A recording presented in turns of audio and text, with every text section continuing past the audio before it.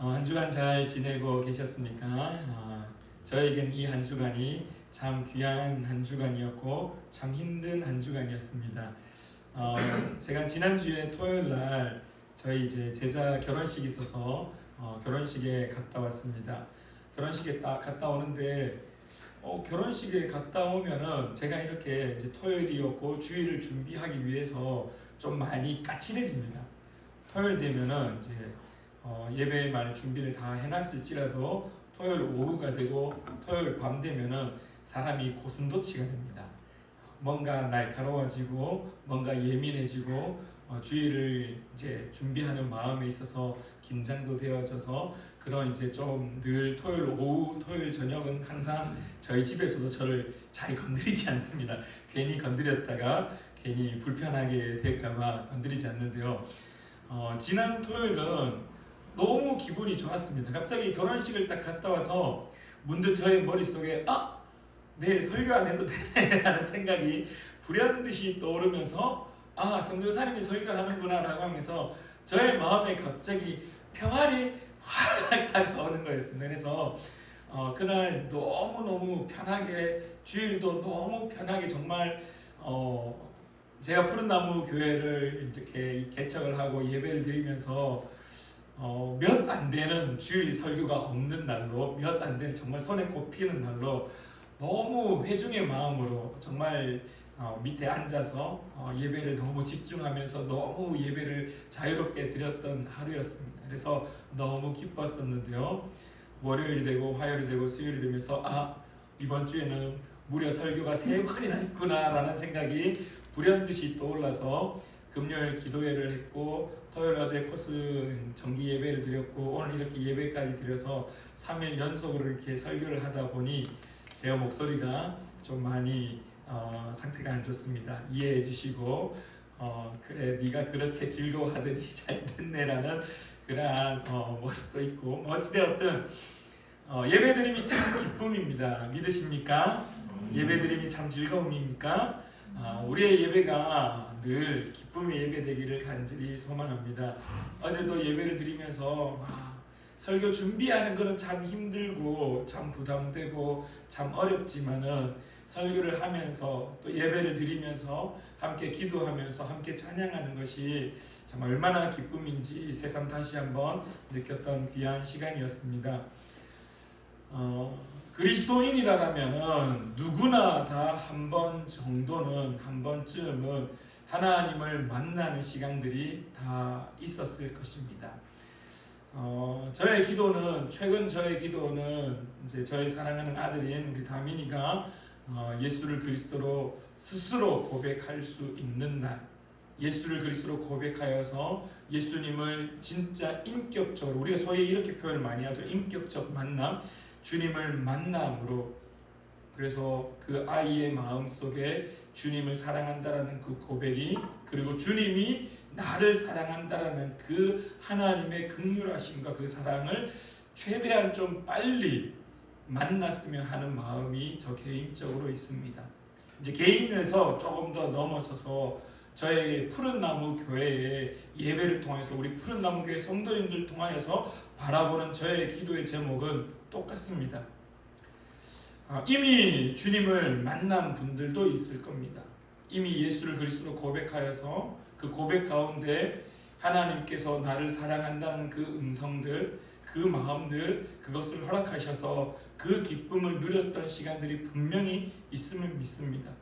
그러나 아직까지 예수를 그리스도로 고백하는 그 마음의 중심이 부족하여서 아직까지 물음표가 남아있어서 아직 인격적 만남이 아직 만남을 만나지 못한 상태에 있는 그러한 분들을 위하여서 저의 기도는 또 계속해서 달려가고 있습니다. 그래서 우리 이제 지훈 형제도 이렇게 푸른나무 교회에 계속 오게 되고 해서 우리 다민이, 그 다음에 은준이, 지훈 형제, 우리 건모 형제, 경민 청년들까지 싹 다 우리 또 진선 자매 나오는 청년들이 예배를 드릴 때마다 그 하나님을 인격적으로 만나는 그러한 시간들을 저는 개인적으로 꿈꾸고 있습니다. 그리고 기도하고 있습니다. 또한 우리 사랑하는 장로님, 권사님, 집사님들 다 같이 다시금 그 은혜를 만끽하며 누리는 시간들, 그러한 시간들을 위해서 계속해서 기도해 나가고 있습니다. 오늘 욥기 말씀에 우리가 단 한 절이지만은 그 말씀 속에 우리는 너무나 뼈가 있는 말씀을 바라볼 수가 있습니다. 오늘 성경은 이렇게 말하고 있습니다. 내가 주께 대하여 귀로 듣기만 하였사오나 이제는 눈으로 주를 배웠나이다. 많은 그리스도인들이 말을 합니다. 예수를 그리스도로 고백한다는 것은 하나님과의 만남입니다. 오늘 성경에서 욥이 이렇게 고백합니다. 내가 주께 대하여 귀로 들었다라고 이야기합니다. 귀로 듣는다라는 말씀을, 하나님의 말씀을 들어서 하나님의 말씀을 그의 입술로 고백했다라고 이야기할 수 있겠지만, 오늘 성경에 등장하는 이 레쉐마 오젠 쉐마티카 웨아타라는 이 말 속에 이 귀로라는 말이 어떤 히브리어로 기록되어 있냐면 오젠이라는 말로 기록되어 있습니다. 이 오젠이라는 말은 어떤 말로 하냐면은 지금까지 하나님을 직접 체험한 것이 아니라 다른 사람들의 말을 통하여서 들었다는 겁니다. 어떤 매개체, 내가 직접 하나님을 만나서 그 하나님과 대화하는 것이 아니라 어떠한 매개체를 통하여서 전달받은 상태. 그래서 그냥 막 뭔가 그려지기는 그려지는 것 같은데 하나님이 어떤 하나님인지 그냥 어떤 형체가 있는 것 같고 어떤 모양이 있는 것 같고 어떤 능력이 있는 것 같고 어떤 그림이 그려지는 이렇게 흐릿한 모양새는 보여지는데 선명하게 정확하게 그것이 보여지지는 않은 상태. 어찌 보면은 개미가 코끼리의 다리를 만지고는 내 코끼리 다 안다라고 하는 상태. 오늘 저와 여러분들에게 한번 질문해 봅니다. 여러분들이 믿는 하나님, 여러분들이 사랑한다라고 고백하는 그 하나님, 여러분의 신앙 가운데 그 하나님은 선명한 하나님이십니까? 아니면은 흐릿한 하나님이십니까? 때로는 우리의 신앙이 선명할 때도 있습니다. 그러나 때로는 우리의 신앙이 흐릿해질 때도 있습니다. 그래서 제가 참 존경하고 좋아하는 김기성 목사님의 설교 가운데 우리의 신앙에는 항상 유리창이 있다고 표현합니다. 우리의 심령 중심에는 유리창이 있다고 이야기합니다. 그래서 그 유리창이 뭔가 때가 묻고 뭔가 더러워지기 시작하면은 그 유리창을 통해서 바라보는 그 하나님의 모습이 흐릿해질 때가 있다라고 이야기합니다. 그래서 우리는 신앙생활을 통해서 그 유리창을 매일매일 계속해서 닦아야 된다라고 이야기합니다. 그러면서 목사님이 이야기하실 때, 말씀을 선포하실 때 왜 주일의 예배가 필요한가?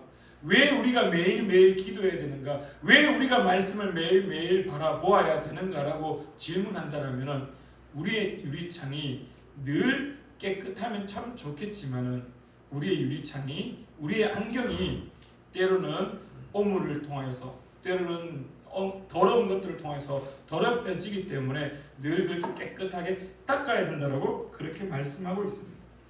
오늘 여러분들에게 다시 한번 질문합니다. 여러분들이 바라보는 그 예수 그리스도, 그 성령님, 그 하나님, 여호와 하나님은 선명한 하나님이십니까? 아니면은 뭔가 이렇게 흐릿한, 뭔가 아직까지 부족한 그러한 모습입니까? 오늘 욥기의 말씀들 1장부터 계속해서 이어지는 전체 욥의 말씀에서 보여지는 모습들은요, 욥이 계속해서 항변합니다. 욥의 세 친구가 계속해서 욥을 향하여 말하고 있지만 욥도 계속해서 항변합니다. 근데 그 항변의 중심에 무엇이 있었느냐? 결국 오늘 욥기 42장 5절 말씀을 기반으로 해서 그 모든 이야기들을, 그 항변했던 이야기들을 한마디로 축약하면은 결국 욥은 하나님을 직접 만난 적이 없기 때문에 여전히 그는 귀로 들었던 그 하나님에 대한, 그 귀로 들었던 그 하나님에 대한 인식했던 것들을 계속해서 항변할 수밖에 없었다라는 겁니다. 오늘 우리가 신앙생활을 하면서 우리에게 주어진 하나님에 대한 질문들, 내가 그리스도인으로서 살면서 하나님 앞에 또한 세상의 사람들 앞에 많은 이야기를 할 때 오늘 욥과 같은 모습이 있지는 않는가 스스로에게 질문해 보고자 합니다. 당시 욥은 마찬가지고 수많은 그리스도인들이 이렇게 표현합니다. 조상들의 교훈, 종교적 전통, 친구들의 말, 신학적 이론. 오늘 우리가 하나님에 대해서 표현해 보라라고 할 때, 오늘 우리가 하나님에 대한 나의 믿음들, 내가 가지고 있는 신앙들을 표현해 보라라고 할 때 우리는 늘 무엇에 의존하냐 하면 귀를 의존할 수밖에 없습니다. 그래서 우리의 믿음의 선배들이 했던 이야기들, 소위 말해 그 교훈들, 그들의 메시지들, 그리고 우리가 지금 이렇게 예배를 드리는 종교적 전통, 그리고 나의 주변에 있었던 그리스도인들 그 친구들의 말들, 이러한 말들, 그리고 좀 더 깊이 이야기하자면 신학적 이론, 공부를 통하여서 습득되어진 그 신학적 이론들을 이야기하고 있는, 그래서 오늘 욥이 귀로만 들었을 때의 그 의미는 무엇이냐? 결국 조상들이 말했던, 선배들이 말했던 그 교훈과 종교적 전통과 친구들의 말들, 그리고 신학적 이론을 가지고 항변했고 그걸 기반으로 살아가고 있었다라는 겁니다.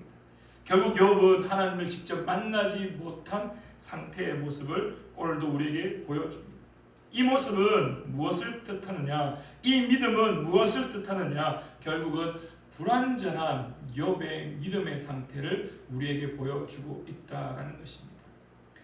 그러나 욥이 오늘 욥기 38장부터 하나님이 직접 그에게 나타나셔서 그에게 하나님의 모습을 스스로 나타내십니다. 욥아, 내가 이렇게 천지를 창조할 때 너는 어디 있었느냐? 내가 너에게 이렇게 말씀할 때 너는 무엇했느냐? 내가 이렇게 할 때 너는 어떠한 삶을 살았느냐라고 욥기 38장부터 41장까지 하나님은 스스로 욥에게 계속해서 자신을 계시하셨습니다. 그리고 난 이후에 욥은 이렇게 또한 고백합니다. 42장 5절 하반절에 이렇게 이야기합니다. 내가 주께 대하여 귀로 듣기만 하였사오나 이제는 눈으로 주를 배웠습니다라고 고백하게 됩니다. 여러분들에게 한 가지 신앙에 있어서, 믿음에 있어서 질문 한 가지 드렸으면 합니다.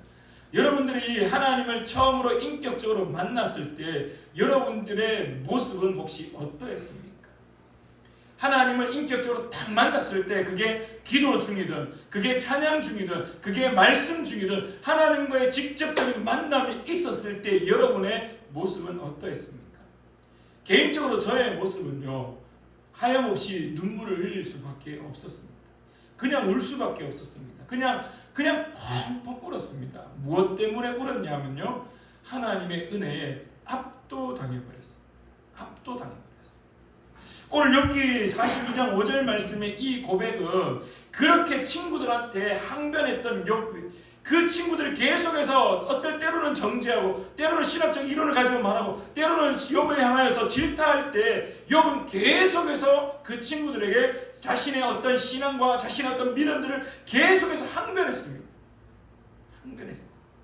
근데 오늘 하나님이 욥을 직접 만나고 난 다음에 욥의 고백은 무엇이었냐 하면은, 내가 지금까지 내가 알고 있었던 그 모든 신앙에 대한 이야기들, 신앙에 대한 이야기들, 믿음에 대한 이야기들 계속해서 하나님 앞에 주절 이야기하는 것이 아니라 욥이 하나님을 만나는 순간 내가 주께 대하여 지금까지는 귀로 들었습니다. 지금까지는 신학적 이론이 가득했었고, 지금까지는 지식이 가득했었고, 지금까지는 주변의 사람들의 이야기로 그냥 흐릿흐릿한 하나님의 모습을 가지고 있었습니다. 근데 이제 눈으로 직접 만나니 6절 말씀에 이렇게 고백합니다. 그러므로 내가 스스로 거두어 드리고, 무엇을요? 귀로 들었던 것. 내가 가지고 있었던 알량한 그 지식들, 얄팍한 신학적 이론들, 그거 싹 다 거두어 드리고 티끌과 제 가운데에서 회개한다라고 고백합니다. 무엇 때문에? 하나님의 그 주권 때문에 압도당해버린 겁니다. 내가 창조할 때, 내가 이 땅을 만들 때 너 무엇했니? 욥이 한 게 뭐가 있습니까? 이 천지 만물을 창조하신 그 하나님의 은혜 가운데 욥이 과연 그 창조의 시기 가운데 한 것이라고는 아무것도 없습니다. 왜? 창조된 피조물이기 때문입니다. 오늘 우리가 그리스도인으로서 하나님과의 직접적인 만남이 있을 때 가장 먼저 일어나는 그 특징이 무엇이냐라고 질문한다면요, 하나님의 주권 앞에 압도당한 변화하는 것이라는 것. 여러분들 아마 하나님을 만났을 때 그 모습들을 다 기억해 본다면요, 그냥 나는 아무것도 아니구라는 생각이 가득 찼을 겁니다. 아, 내가 지금까지 해왔던 거 이거 아무것도 아니구나. 심지어 바울 사도가 무엇이라고 고백합니까? 자기가 그렇게 공부하고 그렇게 율법 가운데 있었고 그렇게 열심을 가졌던 그 모든 것들을 무엇으로? 배설물로 여긴다라고 이야기합니다. 오늘 욥의 말씀도 똑같습니다. 스스로 거두어 드린다라고 이야기합니다. 모든 것들을 다 거두어, 다 필요 없다라는 거죠. 내가 지금까지 항변했던 것, 내가 지금까지 공부했던 것, 내가 지금까지 들었던 것들, 내가 지금까지 알고 있었던 것들, 그거 다 무의미하다. 왜? 하나님의 그 임재 앞에서는 압도당하였기 때문입니다. 욥이 지금까지 가지고 있었던 그 하나님의 인식이 하나님을 직접 만남으로 인하여서 모든 것들이 다 변화되어 버렸습니다. 인식이 완전히 싹 뒤어 바뀌어 버렸습니다. 이전에는 지식들, 이전에는 신학적 이론들, 이전에는 사람들의 말들을 통해서 믿음의 선배들의 이야기를 통해서 하나님을 알고 있었다면 이제 직접 만남으로 인하여 그 하나님의 주권이 얼마나 위대한지 알게 되었다라는 것. 사랑하는 우리 푸른나무 교회 성도님들도 욥의 은혜를 경험하기를 간절히 축원합니다. 무엇이 중요하겠습니까? 신학적 이론 무엇이 중요하겠습니까? 공부를 더 한다고 해서 저도 개인적으로 공부하고 싶습니다. 저도 개인적으로 하나의 어떤 목사로서 하나의 약함이 있다면 학위가 없습니다.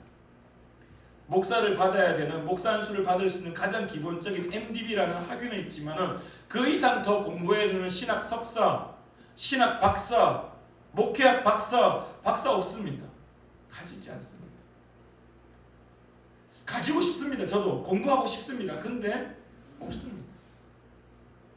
근데 오늘 하나님은 우리에게 무엇을 가르치시냐면은, 물론 중요하기도 하겠지만 그러나 그거에 앞서 하나님과의 직접 만남이 반드시 있어야 됨을 오늘 우리에게 가르치고 있다라는 겁니다. 하나님을 알고 있다면 이제 하나님의 주권 아래에 엎드리는 것이 우리에게 있어서 가장 먼저라는 것입니다.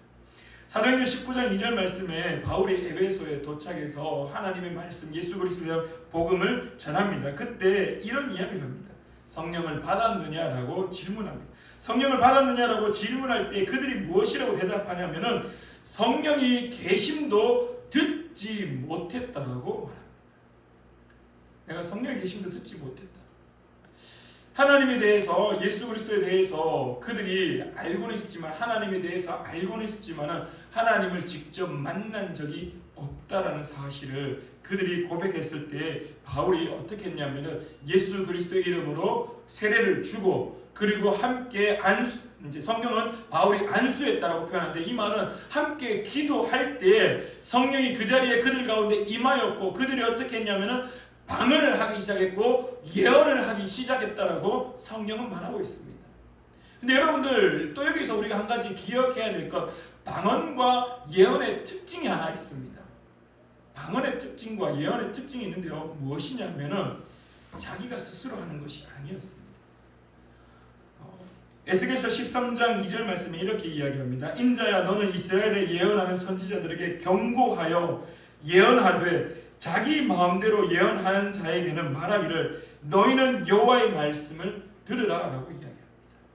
그 다음에 방언도 사도행전 2장 말씀에 오순절날 성령이 그들에게 임했을 때 어떻게 하냐면은 성령이 말하게 하심을 따라 그들이 방언을 했다라고 이야기합니다. 그렇다라는 말은 방언과 예언의 특징은 뭐냐면은 내가 하는 게 아니었습니다. 내가 하는 게 아니라 하나님의 은혜 가운데 압도당하여서 하나님께서 말하게 하심에 따라 했다라는 겁니다. 결국은 무엇을 제가 말하고자 하냐면요, 하나님을 만나는 것에 있어서 드러나는 특징이 무엇이냐라고 할 때 바로 하나님의 주권 앞에 엎드리는 것, 압도당하는 것이라는 것. 사도행전 9장 1절부터 9절 말씀에 우리가 잘 알고 있듯이 바울 사도가 다메섹으로 갑니다. 왜 갔습니까? 예수를 그리스도로 고백하는 사람들을 다 잡아 감옥에 가두기 위해서 가게 됩니다. 그런데 그 길에서 어떤 일이 일어나죠? 예수님이 바울에게 직접 나타나서 그에게 말씀합니다. 바울아 바울아라고 사울아 사울아라고 부릅니다. 주여 누구십니까? 당신 누구입니까? 라고 할 때 예수님 뭐라고 했냐면은 네가 핍박하는, 네가 박해하는, 네가 죽이고 싶어하는 예수 그리스도다라고 그렇게 고백합니다. 말씀하십니다. 근데 그때 일어났던 특징이 무엇이냐면 그 바울 사도는 그 예수 그리스도의 직접 만남에 있어서 그는 무릎을 꿇고 엎드릴 수밖에 없는, 압도당할 수밖에 없는 현장이었다라는 겁니다. 사랑하는 우리 푸른나무교회 성도님들이 이 은혜를 누리기를 간절히 축원합니다. 하나님을 만나면요 이 말 저 말 다 필요 없습니다. 하나님을 만나면요 모든 것들이 욥의 말처럼 다 거두어 드릴 수밖에 없습니다. 하나님을 만난다라는 모습은 어떤 것이냐, 내 생각과 내 의지, 합리적인 사고, 논리적인 사고, 그 모든 것들이 다 필요 없어져 버립니다. 왜? 창조주이신 하나님을 만나면은 그 은혜에 압도당해 버리기 때문에. 오늘 기도합니다. 사랑하는 다민이, 사랑하는 우리 지훈 형제, 사랑하는 건모 형제, 사랑하는 경민 형제, 사랑하는 청년들, 또한 사랑하는 우리 성도님들, 하나님의 은혜에 압도당하기를 간절히 축원합니다. 압도당할 때 욥은요 욥기 1장부터 37장까지 그 많은 장 속에 계속해서 서로 따지고 서로 항변하고 서로 자기를 합리화하고 정당화하고 계속해서 말을 합니다. 근데 하나님을 직접 만났을 때 욥은요 압도당해 버렸습니다. 그 수많은 이야기들, 그 수많은 논리들, 그 수많은 자신의 신앙의 꺼리들이 한순간에 다 싹 다 아무 의미 없는 것처럼, 아니 오히려 하나님의 은혜 앞에 그것들이 다 보잘것없는 것처럼 여겨져 버렸습니다. 그러면서 내가 스스로 거두어 드리고 티끌과 제 가운데에서 회개합니다. 왜? 내가 그렇게 교만한 자였구나. 내가 그렇게 흐릿흐릿한 것, 개미가 코끼리 다리 만지고 코끼리를 다 안다라고 이야기했던 것들, 그것마저도 교만이었다라는 생각들이 그의 가슴에, 그의 심중에 가득하였다라는 사실입니다. 사랑하는 우리 푸른나무교회 성도님들, 함께 기도하였으면 좋겠습니다. 여러분들의 가정 가운데 이러한 압도당하는 은혜가 있기를 간절히 축원합니다. 우리 시간에 함께 기도하였으면 하는데 우리 찬양팀 좀 도와주시겠습니까? 특별히 오늘 우리가 이 시간에 기도할 때 우리 다민이, 그리고 은준이, 그리고 우리 지훈이, 우리 건모 형제, 경민 형제, 우리 다음 세대들, 우리 청년들과 청소년들, 우리 아이들 위하여서 함께 기도했으면 참 좋겠습니다. 여러분들의 신앙의 경험들이 다 있으리라 믿습니다. 그래서 그 하나님과의 인격적 만남을 통하여서 눈물을 흘려봤고, 그 하나님의 만남을 통하여서 내가 진짜 아무것도 아닌 존재라는 사실도 경험해 봤으리라 생각합니다. 하나님을 만난다라는 사실은요, 하나님은 이렇구나, 하나님은 저렇구나, 내가 성경에서 봤던 하나님의 그 모습이 그렇게 그려지는구나, 물론 중요합니다. 근데 제일 첫 번째 하나님을 만났을 때 일어나는 현상은요, 압도당하는 겁니다. 아무것도 할 수 없는 상태, 아무것도 할 수 없는 상태. 아니, 하려고 할지라도 그분 앞에서는 다 보잘것없는 상태. 심지어 욥은요 동방의 의인이라고 칭찬받았던 사람입니다. 그럼에도 불구하고 욥기 1장부터 37장까지 그 모든 행동들이 어땠습니까? 이 모든 것들이 아무 의미가 없었구나. 아니, 하나님 보시기에 보잘것없는구나. 하나님을 직접 만나니까 이 모든 것들이 오히려 더 의미가 없어지고 하나님을 만나는 것이야말로 진정한 신앙의 출발점이라는 사실을 깨닫게 되었다는 겁니다. 이 시간에 함께 기도하실 때 사랑하는 우리 은준이부터 다민이, 지훈이, 건모 형제, 경민 형제, 우리 청년들까지, 진선자매까지 싹 다 전부 다 하나님의 은혜에 압도당할 수 있는 그 하나님과의 인격적 만남이 일어날 수 있게 해달라고 우리 시간에 함께 기도하며 나아가겠습니다. 주여! 하나님의 시간에 이들 가운데 하나님의 은혜를 나타내셔서 하나님의 축복을 나타내셔서 하나님의 은혜로 말미암아 압도당하는 자 될 수 있도록 주여 역사하여 주시옵소서. 우리가 주님을 만났을 때 그 은혜를 경험했을